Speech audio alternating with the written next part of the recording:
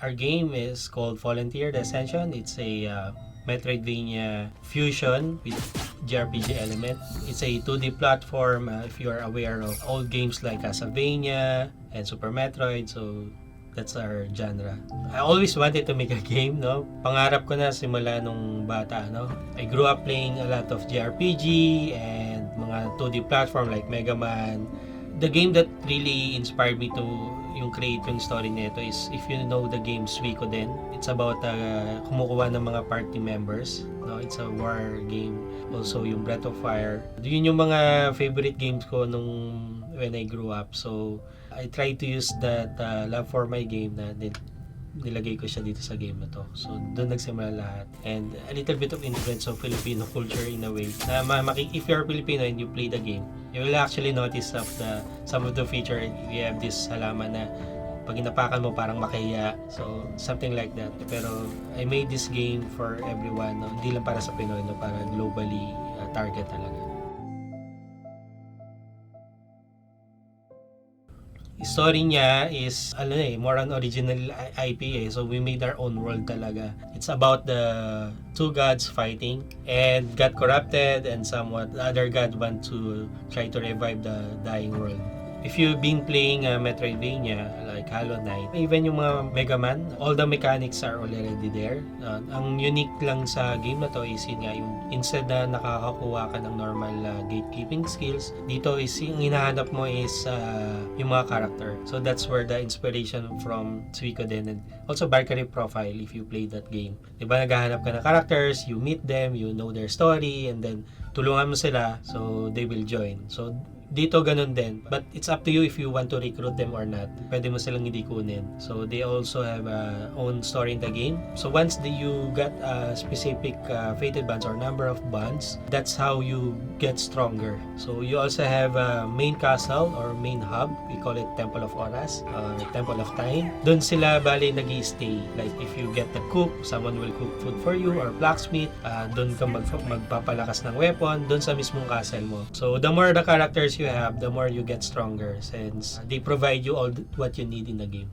Most Metroidvania is focused more on combat, less story. Yeah, yung pagiging adventure niya, but this game more focuses on more other characters, hindi dun sa main character. Pero what we wanted to this game is to embrace the world nung mismong yung we call it Rawa ng Volunteer. And yeah, in this game it's like since a mix siya ng JRPG and Metroidvania, if you're a JRPG player, you will feel the iba yung way of level up and yung mga mastery, how you grow. Yun yung what makes us different from other Metroidvania. It's more like a lot of good story with other characters. Nag-start yung concept niya before pandemic pa noong time na yun. After the concept phase, nung na-establish namin, gumawa kami na parang semi-game design documents o mock-up, or we started making a prototype. Then once na na-establish na namin yung art style and the world, and we try to show it to people, which is nag-click naman, that's a point na okay, can start doing the full production na. So that's before pandemic. For this game, we've been using Unity's engine. My studio it's a art studio before, no? Wala kaming alam sa coding. One of our biggest challenges is learning how to do the coding. Parang nagkaroon kami ng R&D muna that time. So, yun yung parang we have to learn a lot of things. Kasi yes, we make games for other people, pero iba na pala pagka yung game mo na yung ginagawa mo. There's a lot of things you need to know then. And since we've been doing this for 10 years na with my art studio before, we have an idea na how the production works. So, doon sa part na yun, medyo naging madali na. It's just the development, yung sa dev side or coding yung medyo naging mahirap that first time namin. Siyempre, yung as a indie, yung funding, yan ang isa sa pinakamahirap, no? But in terms of my people, they've been with me for how many years na rin, and they've been helping me a lot para mapadali yung paggawa ng game. Yeah, also marketing. No, it's a very hard industry, especially pagka bagong game mo, first time game mo, lalo na pag mga introvert, no? Ang hirap mag-market ng game. So yun pa yung isa sa challenges namin. The communities really got excited when we started posting on Reddit. Doon namin na nakita na, mukhang gusto naman nila yung aesthetic ng game. The first time they look at, they say, reminds them of Walk for Dofus in terms of art style. Some also say na mukhang Ori or hawig daw ng Ori yung background. So which is one of our influence naman din. And when we showed the first prototype of the game, good feedback naman. So yun yung naging foundation namin. That's why we started, okay, mukhang may community tayo na gusto, so we can build the game. Kasi syempre, when you make a game, it's not for you. You're making game for the people who will play the game, right? Especially yung mga game feel, feedback. Yun yung ina-apply namin. But we also have our own design na, hindi, we have to keep this because ito yung gusto natin as a designer of the game. But like yung mga how they wanted yung mga like yung camera shake, yan, those na-apply namin yun. Building the community, medyo matagal siya na build. Ang naging maganda sa amin kasi since art studio kami, we're really good at 2D animation. Yung strength namin, yun yung pinaromote namin sa community, and that's how we grow our community actually. So we're not actually selling the games sa gamers before. We're selling the games sa mga mahilig sa animation, and then when we post, we're like, this is the 2D animation of our game, blah blah blah. Then tsaka nila tinatanong ko ano yung game. So doon kami nagsimula, and then sila na yung nagtatanong about anong game yan. That's how we build up yung community. And especially sa Twitter, doon kami bumenta. Sa Facebook wala masyado, pero Twitter, because there's a lot of artists din siguro sa Twitter, and yung VFX animation and animation namin talaga yung nagpatok kumbaga. Then we started growing our community. Doon kami nag-start din ng promotion for our Kickstarter to build up the followers. So we actually announced the release date is Q1 next year 2026. So probably depends on the timing and kung sino yung mga kasabayan namin. Probably first week of March. Driven by data, I have a lot of mixed expectation, no? Kasi I don't want to be like parang kikita or yan. We look at the reaction with our community, our Steam wishlist. Business side, we try to learn everything. Well, it's a game and we know it's a very risky move for us, no?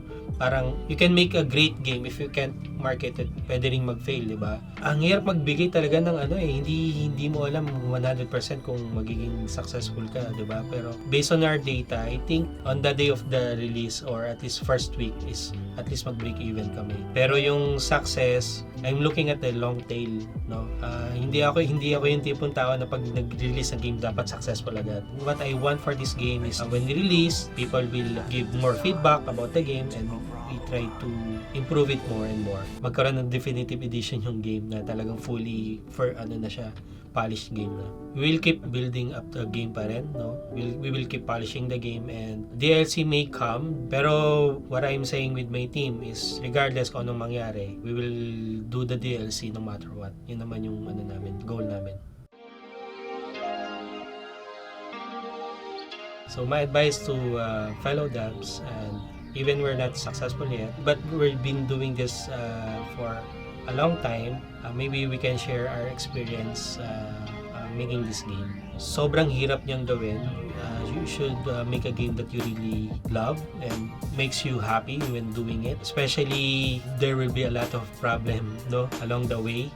Maintaining the team, yung moral ng team, no, especially if you have more than 10 people na sa team mo. The patience, and also study your competitor. Kasi minsan, I think why most of them fail because they just make game for themselves, no? Yes, we can do that, but you really need to know if you have a market for that game. No, I have a rule actually before when I made this game. Do you have a market for it? Do you have the funds to finish the game? Do you have the right team to work with you in the game? Also, the right mindset na matatapos yung game. Kasi yun yung pinakamahirap, yung matatapos yung game. So, those are my basic rule, and I think kakahelp yan sa ibang developer as well.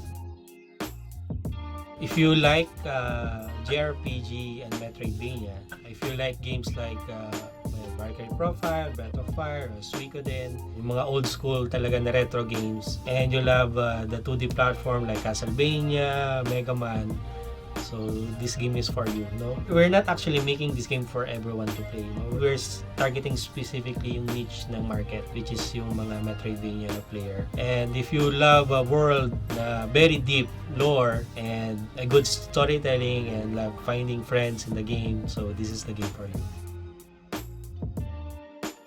First of all, syempre gusto kong pasalamatan yung team ko, no?